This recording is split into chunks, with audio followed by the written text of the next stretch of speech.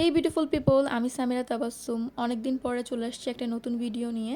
তো অনেক দিন হচ্ছে ভয়েস ওভার দেওয়া হয়নি, তো চলো তোমাদের সাথে শেয়ার করি। তো আজকে আমি হচ্ছে মুরগির মাংস বানাবো। তো অনেকজনের থাকে অনেক নিয়ম থাকে মুরগির মাংস বানানোর, তো আমি হচ্ছে আমার স্টাইলটা তোমাদের সাথে শেয়ার করছি, আমি যেভাবে বানাই। তো প্রথমে হচ্ছে গরম তেলে পেঁয়াজ মরিচকে ভেজে নিব। তো পেঁয়াজ ভাজতে ভাজতে এখানে আমি হচ্ছে সস বানাই নিব। তো ধরো এক একজনের এক এক নিয়মে সস বানাই, তো আমার সস বানানোর স্টাইলটা অন্যরকম। অনেকে হচ্ছে আবার কি করে এমনি শুধু সস দিয়ে দেয়। তো এখানে হচ্ছে আমি বাটিতে সস, সয়া সস, ভিনেগার আর একটু ওয়েস্টার সস আর পানি ভালো করে মিক্স করে নেব।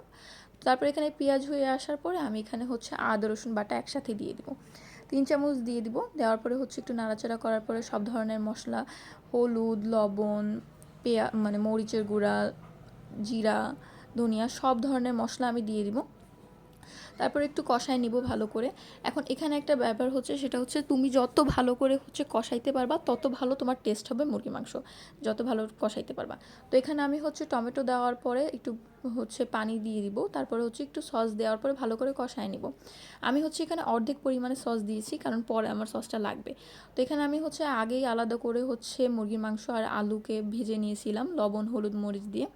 তারপরে হচ্ছে মুরগির মাংসকে দেওয়ার পরে কিছুক্ষণ ঢেকে দিব। পানি এখন দিব না, পানি দিব হচ্ছে পরে। এখানে একটু ভালো করে, যেহেতু মুরগির মাংস একদম কাঁচা হয়ে আছে না, তো ভালো করে আগে পানি দেওয়া ছাড়াই মুরগির মাংসটাকে একটু কষায় নিব। তারপরে হচ্ছে যে অর্ধেক বাকি সসটা আছে, ওই সসটা হচ্ছে আমি দিয়ে দিব, কারণ তাহলে সসটা হচ্ছে ভালো করে মুরগির মাংসের মধ্যেও যাবে, টেস্টটা বাড়বে। তো তারপরে হচ্ছে পানিটা দিয়ে দিব।